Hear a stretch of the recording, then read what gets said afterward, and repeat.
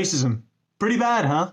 But sometimes, brothers and sisters, you can make it work to your benefit. Hi, welcome to Durham. I'm Lucy, the undergraduate coordinator. Are there any societies you're interested in? Hi, Lucy, I'm Hassan. Do you guys have an Islamic society? Yes, absolutely. And don't worry, there's no bad apples in ours. That's good to hear. Speaking of Muslims, bit of a personal question, but do you mind me asking where you're originally from? Birmingham. I took the train. Originally. Well, my parents are from Baghdad.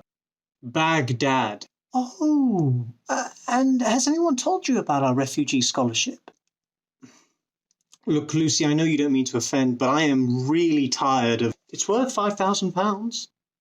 Running from my war-torn homeland. Oh, please. Tell me where application form is.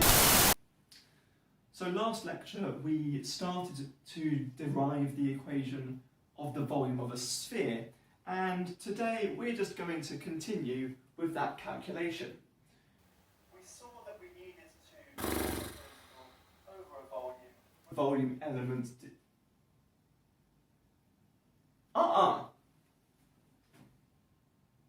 You were about to fast forward, weren't you? Fine. Do it. See what happens. We saw that dv could be expressed as r squared sine theta dr d theta d phi. And now we need to plug that in to our triple integral.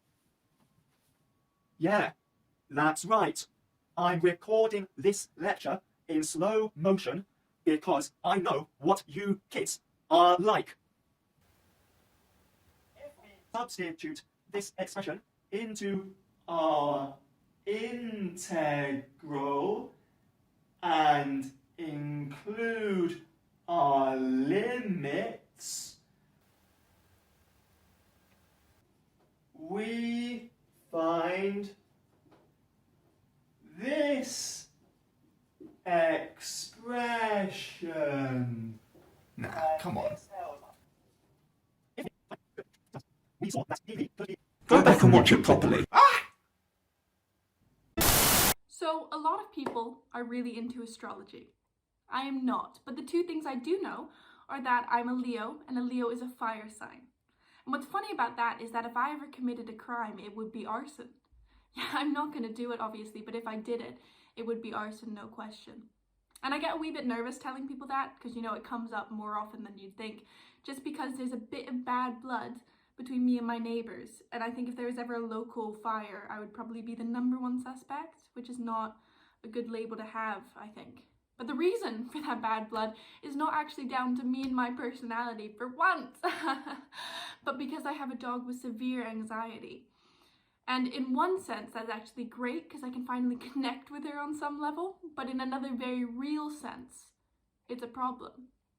And the vet's told us that she's really intelligent because every day she adds to the list of things she thinks are threats. So first it was bikes, and then it was men with beards, and then it was men with hats. I mean, the list goes on. But you cannot imagine what happens when we see a man with a beard and a hat on a bike. It is just mayhem. So she's afraid of so many gosh darn things now that every day she'll go outside and preventatively bark. So that in turn means there's a sort of constant piercing noise in the neighbourhood, and you layer on top of that the noise of me going out into the garden, chasing after her in a frenzy and sort of shrieking like a ghoul, and it is really not a pretty picture. So to conclude, my neighbours hate me, but I love my dog. And I love all animals really, I think they're stellar. But the one thing I dislike, and I would even go so far as to say I despise, is the Kraken. Yeah, you guessed it. Here's the sitch-a-rooney. We simply do not take the issue of the Kraken seriously enough. According to a post I saw on a reliable news source, Instagram, we've explored more of space than we have of the deep sea on our own planet. Don't think too much about that statement because you might find a couple of inconsistencies, but the point remains, we simply cannot know it doesn't exist.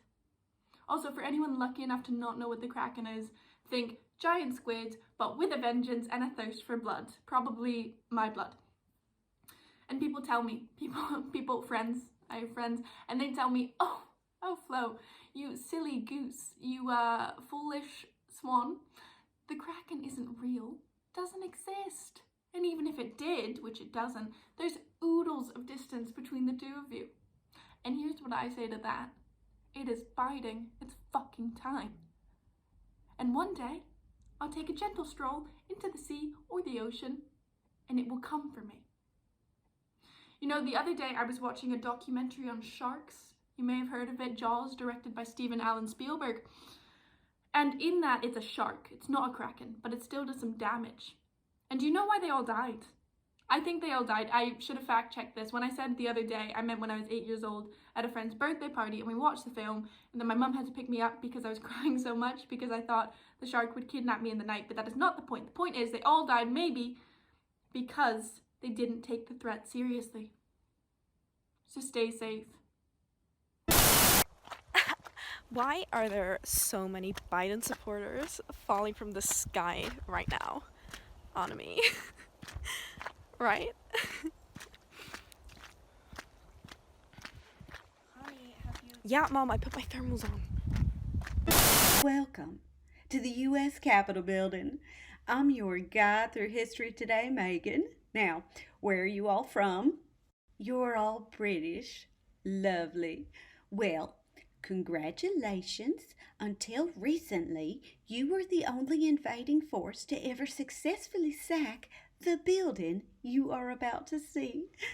Follow me. Now, as we climb these steps, you will notice that you do not have to climb the wall to make it to the front door.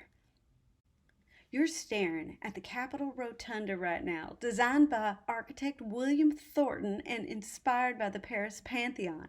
It has the distinction of being the least secure government building in the entire world. Let's continue inside. To your left, you'll see Nancy Pelosi's office. She's the most powerful woman in the U.S. government after our new vice president. Just kidding. That's not her office. It's just a clever trap for insurrectionists. Look closely at the desk. You'll see a file that says the identity of Q is, and when they go to pick that up, bars drop here at the door, blocking it. Yeah, it's very clever. We've actually already caught 2 QAnons with this. They pretended to be on a tour like you lovely people, and we actually trapped them after I told this story. They screaming, "The storm is coming!" the whole time they were being hogtied and carried out. That smell? Yes, you would be correct. That is urine.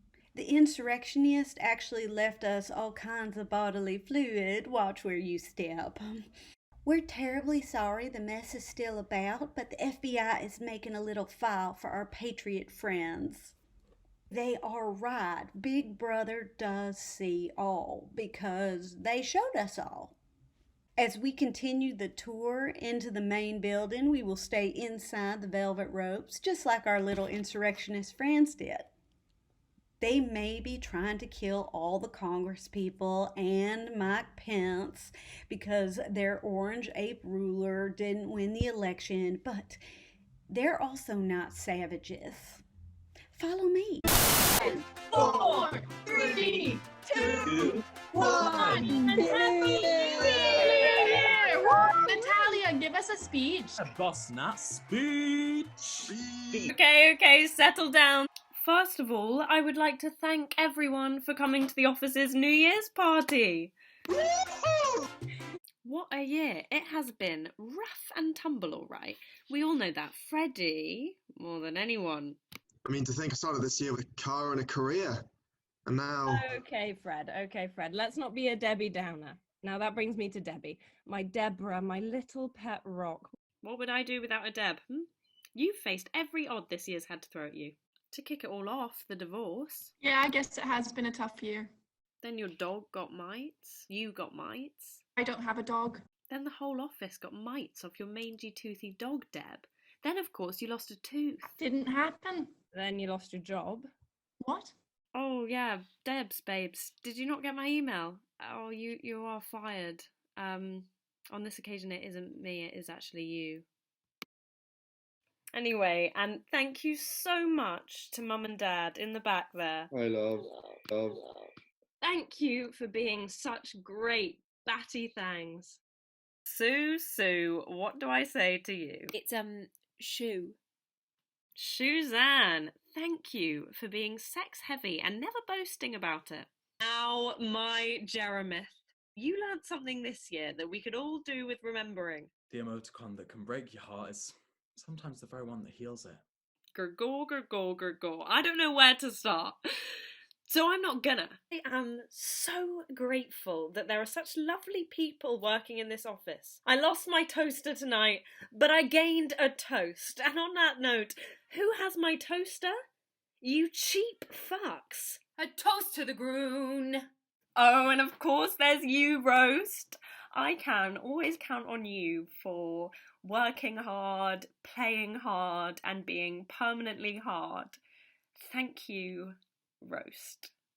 A toast to the future, a toast to the past, a toast to our friends. May they last. Except you, Samuel. Consider this friendship detonated, deployed, destroyed, and rebirthed. It's good to see you, Sam. As for you, Ricard, we've had our ups, we've had our downs, but here's to health to those I love, and wealth to those who love me. You know my bank details, Ricard, okay? So, let's all open a book with blank pages and put some words on them ourselves. How does that sound, party rockers? Okay, and this book's title is Sick Days Are for Sickos, which I for one think is quirk monkey. And its first chapter is New Year's Day. So see you tomorrow bright and early, motherfungers. After this crazy year, let's just get on our knees and thank God he put us on our feet. Except Simon. Can someone get Simon up off the floor? Someone give him some water and just put him in a taxi. Happy New Year's, everyone! And, yeah, I wasn't joking about coming in tomorrow. I do expect to see you in the office, so, yeah.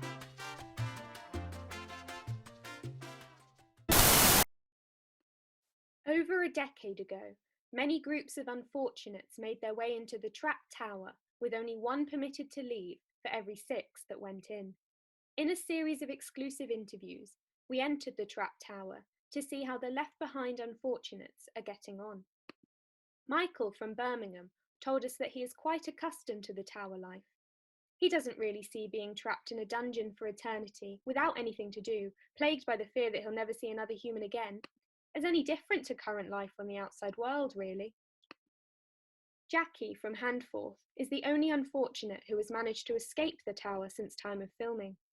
Jackie has clearly learnt from her experience on the show not to be fooled by a saboteur, having recently been launched back into fame for deflecting an attempted sabotage of a local parish council meeting. As for the host of the show, the caretaker, his career is continuing to flourish, having taken on impressive roles such as Shrek, Dobby, and handsome Squidward. Sources tell us that this talent runs in the family, with the caretaker's son having recently obtained his own first starring role, pictured here. As for the rest of the unfortunates, they have all, of course, died, having been left with no provisions after the show was cancelled in 2010 for being, frankly, shit. Join us next week, where we'll be asking, where are they now to Dick and Dom, the Boobars, and this terrifying creation?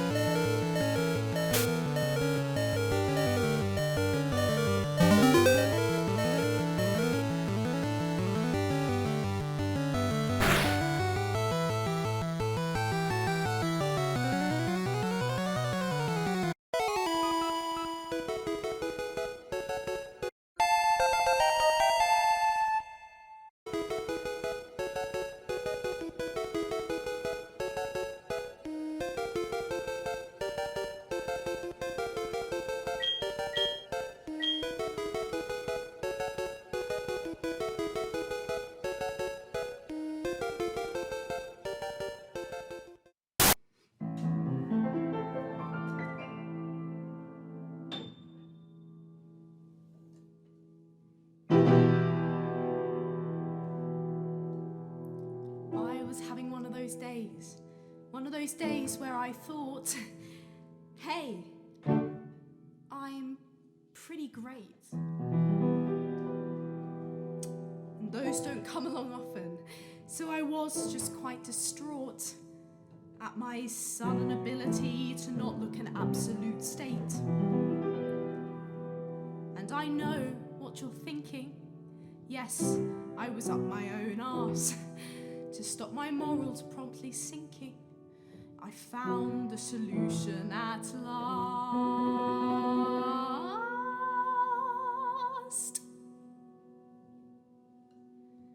LinkedIn. Normally scrolling through would be a sin, but today I need to get back to my usual self-deprecating. My ego just needs some deflating. So I look at Joe. Joe's got all his internships on show. And normally it would annoy me that he's put down grade 3 flutes. It just seems like a poor substitute for having any type of personality. Next up is Kate. Volunteers at a soup kitchen, which I rate. Actually, I can't make fun of that. Here we go. It says she got an A star in her EPQ. It's about the welfare of penguins in zoos. It earned her 2 prizes and 2 job interviews. Wow. Now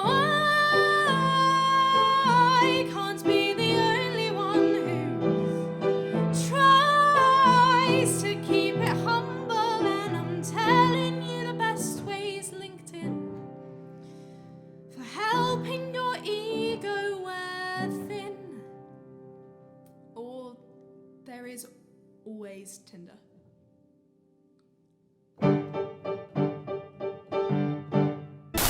Everyone, my name's James. I'm currently filming this in my special study space. That's right, I'm in bed.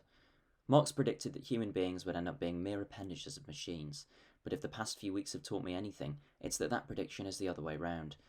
Recently I've been using a laptop as a pillow and extension cables as arms. It's been strange getting used to online learning this term. I don't think I've done so much learning online since last term. I miss the days when Zoom used to be a verb. I've been enjoying watching Cabinet unravel like the fucking Fellowship of the Ring. Matt Hancock has all the confidence of a supply teacher taking a Year 9 maths lesson. A man with all the authority of Jackie Weaver at a Handforth council meeting. And of course there's the Education Secretary as well, Gavin. William's son doesn't have access to a laptop. I really do think they need to bring in new penalties for those breaking lockdown though. To add to the new legislation, Priti Patel wants to include a handwritten letter of apology and a week of bin duty in a marquee. There have been calls for a complete halt to international arrivals, but I don't think that's going to happen. I think the only thing that will get this government to close the borders is a child refugee crisis.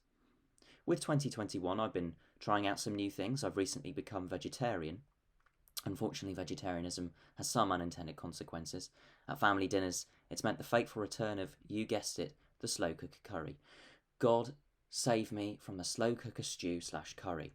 It's always made from butternut squash, and yet somehow, for some reason, it's got apricots in it as well. Why is it done that? Some kind of cross-continental confusion, transfusion, so much turmeric. I'm kind of fake tanning internally. I've got cinnamon coming out my ears like a fucking human kettle.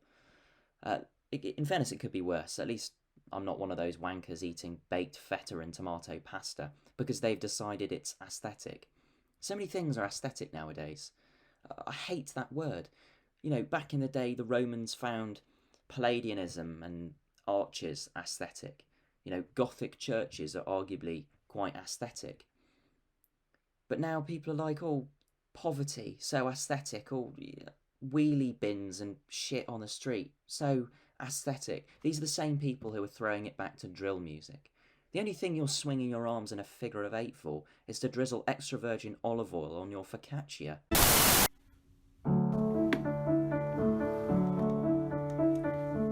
It was a foggy Tuesday when I first saw you. You rang my bell. I was wearing pants and a singular sock. You said, "Sign here." As you produced a stylus from your top pocket, so seductively. You came back to come and see me the next day. Through your mask, you said, "Oh, this one's a big one." I said, "I know. It's some dumbbells for a personal gym that I'd started during quarantine, but I've never actually used, but it was a nice idea. Thanks, Joe Wicks." It wasn't enough, I need to see you again, and so I wrote myself a letter, so you had to come back, and I've been alone inside for 4 months. I'm dangerously starved of contact. So I said, "Romeo the postman, you're what's keeping me alive. I stay up all night to watch you drive right past my house and stand on the doorstep. It's a love story, baby, just say yes." You were drifting away, so my tactics got desperate. I invited you in, but you turned me down. You said I can't. It's all this government mind control scamdemic started by Bill Gates in a lab. And I believed you, which is a tragedy in itself. Romeo the postman, he got a new round. Now he delivers on the other side of town. He stamped on my heart and sent it to die. Second class treatment from a first class guy. At least I'll save lots of money on stamps now.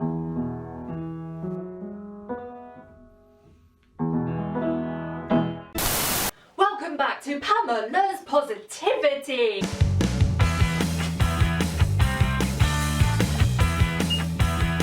Have you ever not been able to get what you want? Well, follow my helpful tips and tricks to get what you want. Tip number 1 is what you want someone to fall in love with you. Well, do what all the greats do. Sing them a song. I wanna be a lover. Nothing sexual, we can be sexual. Give me compliments and tell me something nice about me. Oh yeah, have some common sense and give me what I want. Tip number 2, be persuasive, get creative. Send them a couple of videos, send them 100 videos. Show them you care.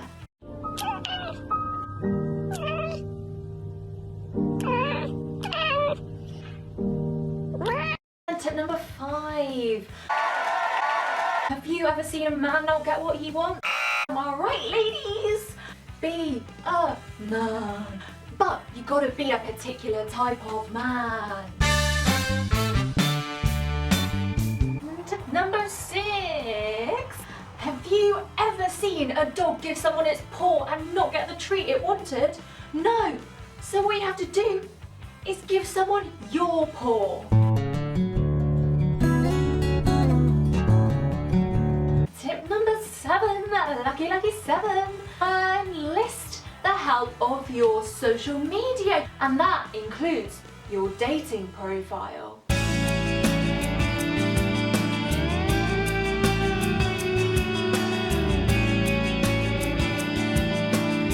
Tip number 8.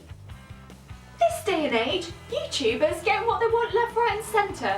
Do what they do. Get a sponsor, and if you don't have a sponsor, make up a sponsor. For thanking Moody for sponsoring this video.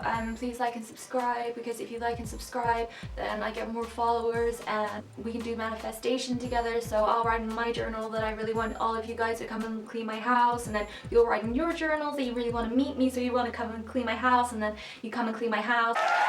Tip number 10!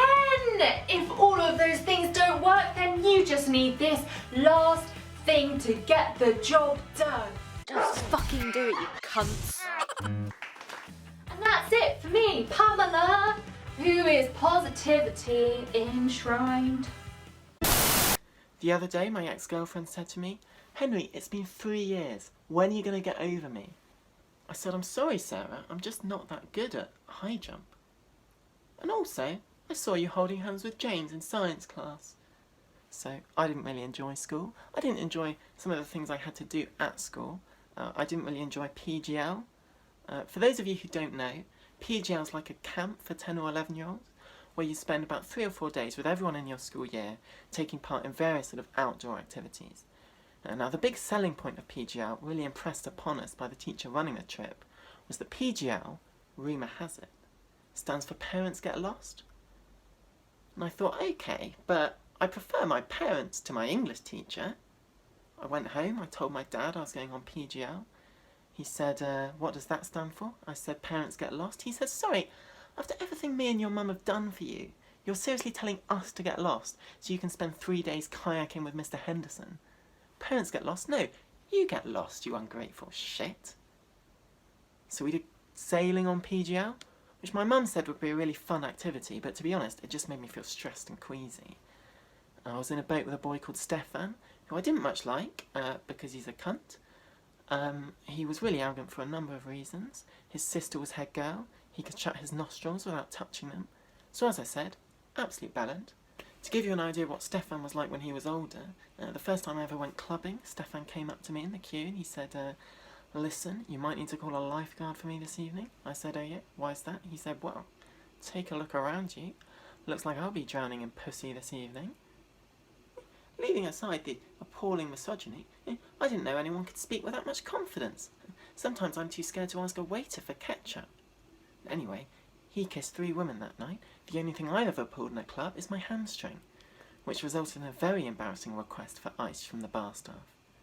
What can you do? T-Pain and Flo Rida told me to get low, low, low. They neglected to say anything about getting up again slowly. It's not entirely true. I'm 20 years old. I kissed a girl in a club once. And my mum said it would be a really fun activity, but to be honest, it just made me feel stressed and queasy. If you're laughing at that, fuck you. Still one of the proudest moments of my life. I thought the conversation was going relatively well, until she said I seemed less enthusiastic when I kissed her than when she told me that she'd been to a Coldplay concert. I said, "Listen," which was probably a mistake. There was no way I was going to flirt my way back into sexual contention at this stage with some witty trivia about Chris Martin. I said, "Listen, they've been an absolutely dominant force on the alternative rock scene for the last 2 decades. Do you not think they deserve some goddamn respect?" Anyway, that was the end of the conversation. Anyway, that's all I've got time for. Hope you've enjoyed this. If you haven't, I don't really care. Oh, Max, mate, hi. Oh, I see, bloody thing, he can't hear me yet. Alright. Oh, there we go. Max, mate. Hi. Oh, sorry, mate. Were you going to say something? Oh, no, mate. I was just saying hi. Just saying hi, mate. How are you? Oh, you know. Good, mate. You? Oh, yeah, good. You? Good. You? Yeah, fucking amazing, mate. You? Great. How's Sheena? Oh, the wife. It's a funny story, mate. Funny you ask. She divorced me 2 weeks back now. Yeah, she took the kids and they moved to Finland. Yeah, anyway, look, mate, better get down to business. We're not being paid to natter on, are we? Don't need your life story, do I? Yeah, so true. I mean, it's not like we're dating, is it, mate?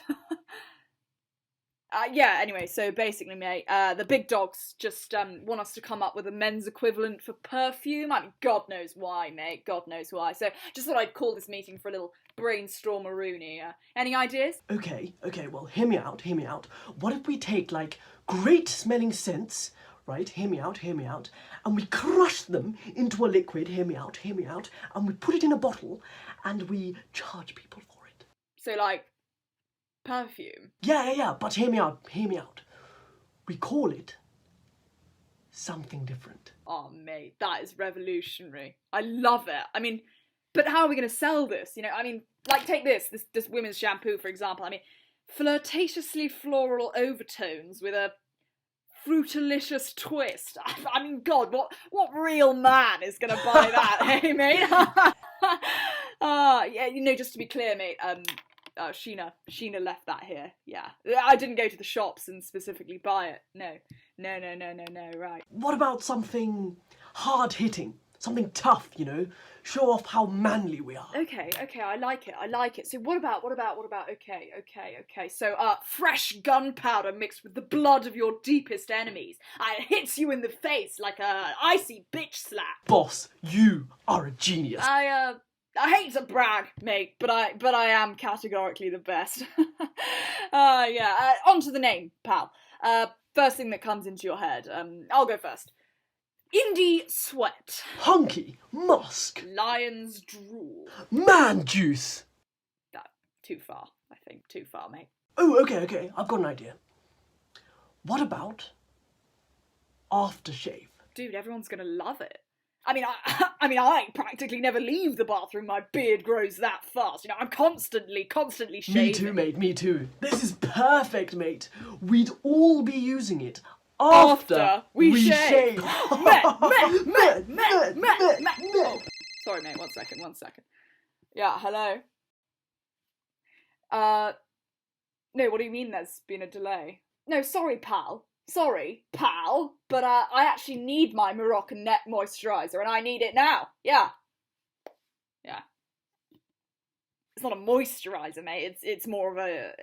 I've been doing this workout, you know, where I lift weights with my neck, and you know, I'm not into skincare, bro. Matty, your bubble bath's ready. Not now, Mum. The most important thing I learned at uni is that rich people are like bus drivers. They all know each other. Yeah, it's mad. I might need to ask James if he... James? Sorry, do I know you? James Herbert Sheridan Smith III. How did you... Wait. There's 3 of him. Went to prep school with Herbie back in the day, before he buggered off to Eton, that old swine. Kevin touched her. I dated his horse at riding school. Had to ask her out 4 times before her sweet old equine heart gave in. Suppose you'd say I'm not the sort of fellow who takes nay for an answer. I'm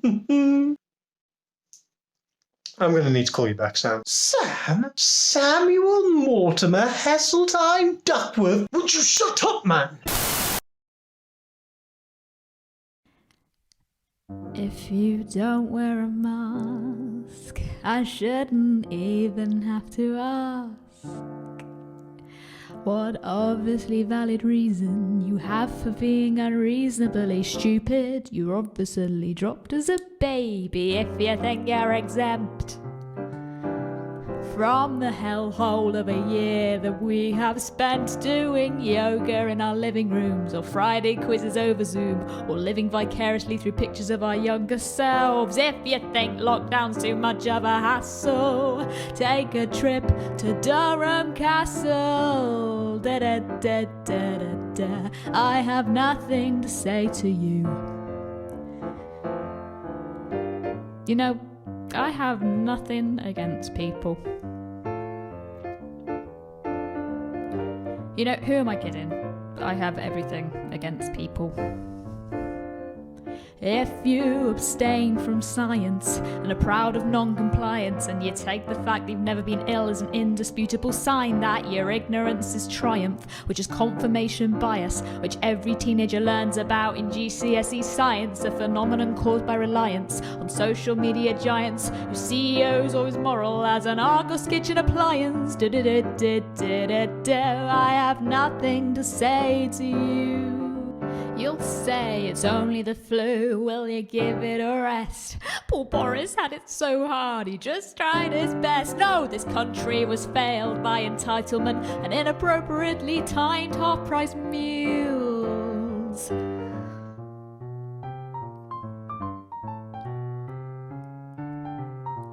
jazz solo by me.